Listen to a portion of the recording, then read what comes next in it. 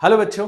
तो आज का जो वीडियो है उसमें हम बात करेंगे कि कैसे जब कैपेसिटर की प्लेट्स के बीच में एक डाइलेक्ट्रिक स्लैब को रख दिया जाता है तो उसमें पोलराइजेशन होता है और उस पोलराइजेशन की वजह से कितना चार्ज इंड्यूस होता है और किस तरीके से प्लेट्स के बीच की जो इलेक्ट्रिक फील्ड है वो अफेक्ट हो जाती है और वो फाइनली किस तरीके से कैपेसिटर की कैपेसिटेंस को इंक्रीज करने में मदद करती है। तो बहुत ही इंटरेस्टिंग वीडियो रहेगा, तो शुरुआत से लेकर आखिरी तक देखना आप इस वीडियो को। तो लेट्स स्टार्ट दिस वीडियो। ये अगेन हमारे जो कैपेसिटर की जो सीरीज है उसी का पार्ट है। इससे रिलेटेड बहुत सारे वीडियोस मैं ऑलरेडी इस चैनल के ऊपर डाल चुका हूँ, तो आई होप आप चैनल के ऊपर नए होंगे तो इन वीडियोस को एक बार जरूर चेकआउट कर लेंगे, राइट। तो लेट्स से कि हमारे पास में एक कैपेसिटर है, ठीक है।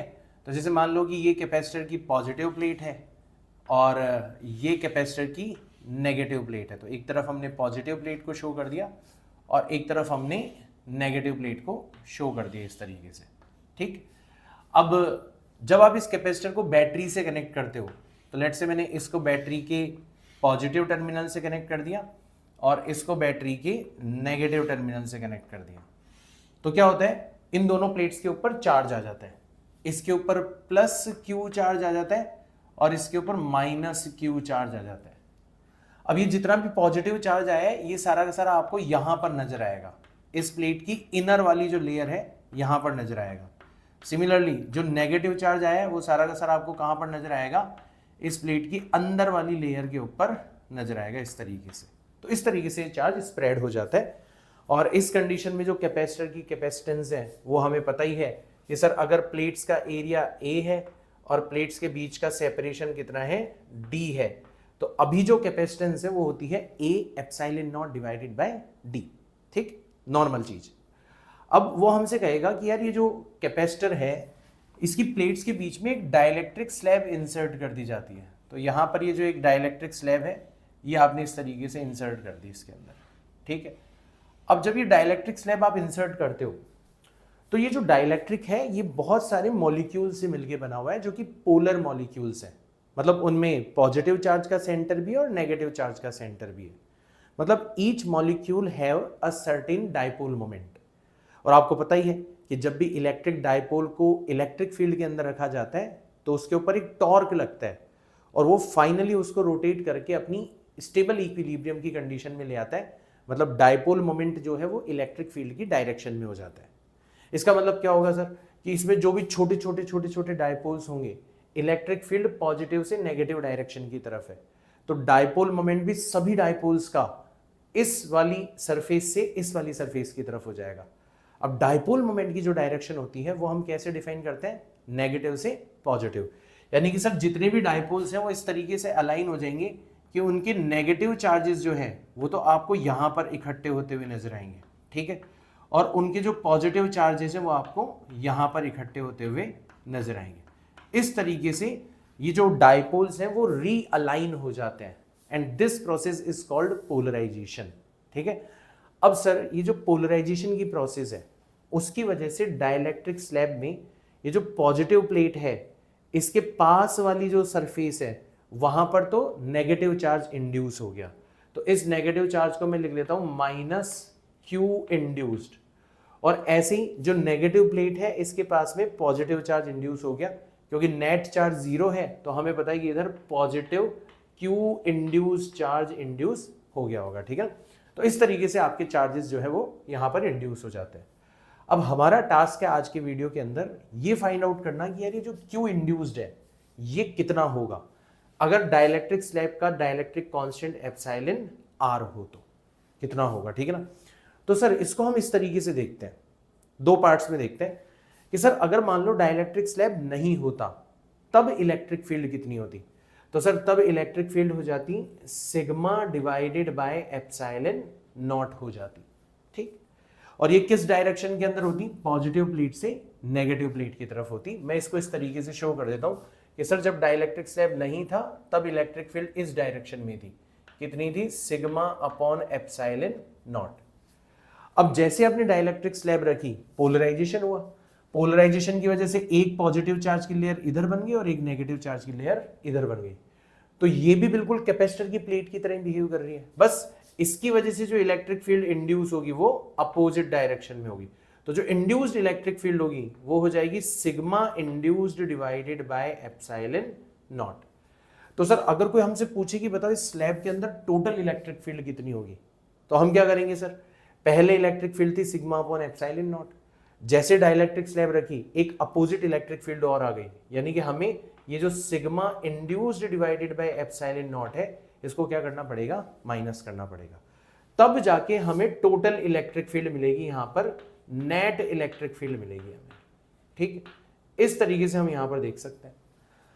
अब सर ये फैक्ट तो हमने ऑलरेडी देखा हुआ है कि जब भी आप किसी डाइलेक्ट्रिक स्लैब के अंदर चले जाते हो, नेट इलेक्ट्रिक फील्ड जो होती है वो वैक्यूम के कंपैरिजन में 1/एप्सिलॉन r टाइम्स हो जाती है, यानी कि E inside a dielectric, ठीक है, या जो नेट इलेक्ट्रिक फील्ड होती है डाइलेक्ट्रिक मीडियम के अंदर वो 1/एप्सिलॉन r times electric field in vacuum के इक्वल होती है। ठीक है, ये चीज हमें ध्यान में रखनी है।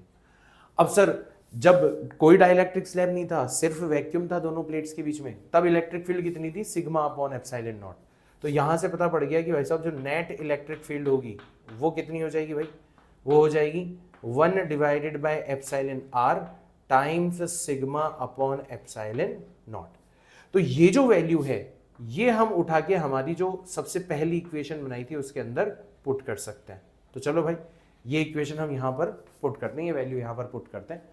तो सर जैसे ही ये वैल्यू हम यहां पर पुट करेंगे तो देखो अब हमारे पास में क्या रिजल्ट आ जाएगा, अब हमारे पास में रिजल्ट आ जाएगा sigma divided by epsilon naught, epsilon r मैंने थोड़ा रीअरेंज करके लिख दिया, is equals to sigma divided by epsilon naught minus sigma induced divided by epsilon not.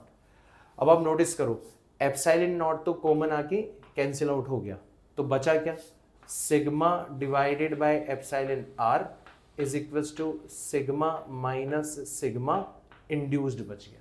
हमें तो इंड्यूस्ड चार्ज निकालना था, तो सिग्मा इंड्यूस्ड को रख लो एक तरफ, तो इसको ले आओ इधर की तरफ और इसको उठा के ले जाओ इधर, तो सिग्मा आ जाएगा कॉमन, अंदर रह जाएगा 1 माइनस 1 अपॉन एप्सिलॉन r। तो सर अगर कोई इंड्यूस्ड चार्ज डेंसिटी पूछता है तो वो तो इस फॉर्मूले से फाइंड आउट करी जा सकती है, बहुत आसान है। ठीक है, अच्छा चार्ज डेंसिटी जो होती है चार्ज डिवाइडेड बाय एरिया, तो एरिया तो इधर भी होगा इधर भी होगा, कैंसिल आउट हो जाएगा। तो सेम फॉर्मूला आप चार्ज की टर्म से भी लिख सकते हो कि सर जो इंड्यूस्ड चार्ज होगा कैपेसिटर की प्लेट्स पर जो चार्ज है उसका कितना टाइम्स हो जाएगा, 1 minus 1 upon epsilon r times हो जाएगा। तो इस तरीके से आप इंड्यूस्ड चार्ज भी निकाल सकते हो।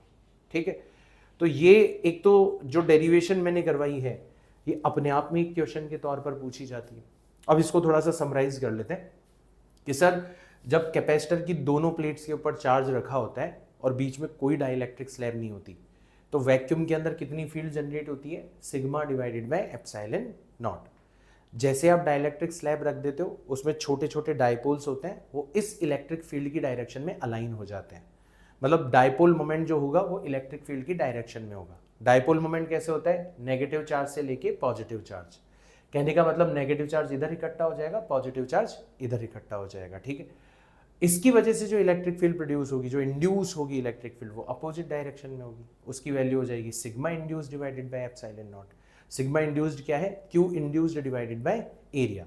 और टोटल इलेक्ट्रिक फील्ड जो होती है डाइलेक्ट्रिक स्लैब के अंदर वो हमें पता ही है, sigma divided by epsilon naught epsilon r के इक्वल होती है। तो एक सिंपल सी इक्वेशन बनी, उसको सॉल्व किया और हमारे पास में इंड्यूस्ड चार्ज डेंसिटी या इंड्यूस्ड चार्ज का एक प्यारा सा सुंदर सा फॉर्मूला आ गया, राइट।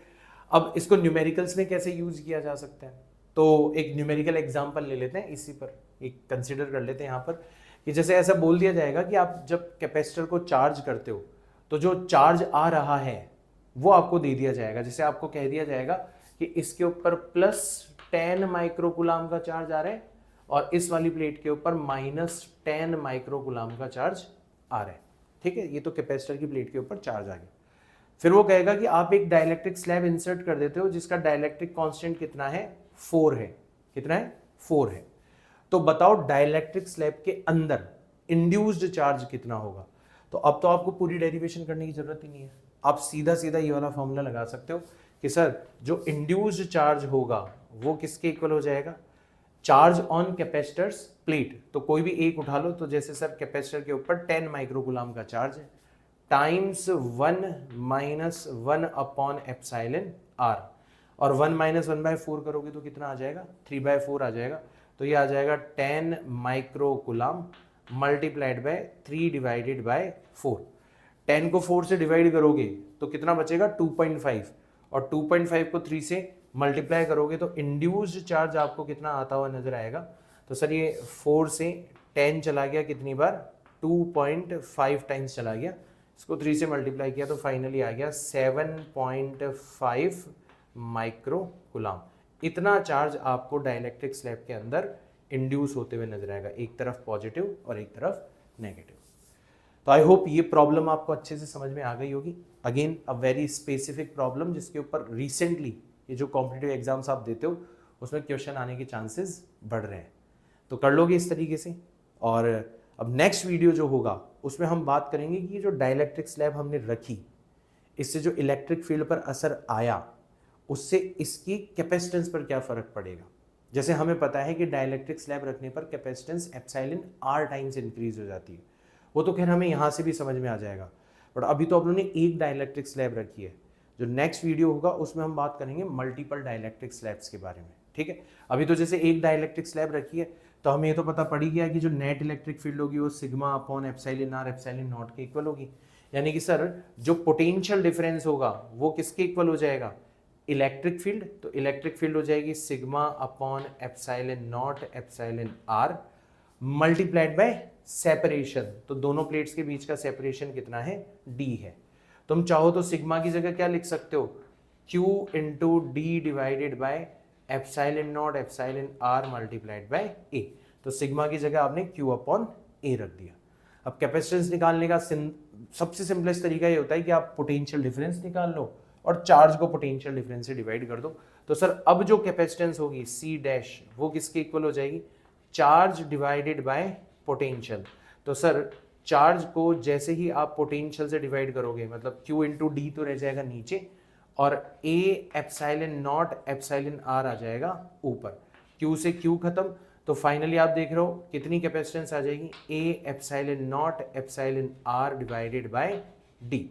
अब नॉर्मल कंडीशन में जो कैपेसिटेंस होती है वो A epsilon naught upon d होती है, बट डाइलेक्ट्रिक स्लैब इंसर्ट करने पे जो कैपेसिटेंस है वो उसकी एप्सिलॉन आर टाइम्स हो जाएगी, यानी कि जो C डैश होगा वो किसके इक्वल हो जाएगा, एप्सिलॉन आर टाइम्स C के इक्वल हो जाएगा। तो ये है हमारे इस वीडियो का कंक्लूजन कि सर जैसे आप कैपेसिटर की प्लेट्स के बीच में डाइलेक्ट्रिक स्लैब इंसर्ट कर देते हो पूरे वॉल्यूम के अंदर, तो उसकी capacitance epsilon r times increase हो जाती है। फंडामेंटली हमें रीजन पता पड़ गया, due to polarization, due to induced charge, due to induced electric field. तो आई होप वीडियो आपको अच्छा लगा होगा और इसी तरीके की वीडियोस आप और देखना चाहते हो तो इस चैनल को जरूर सब्सक्राइब कर लेना, अपने दोस्तों के साथ में शेयर कर देना।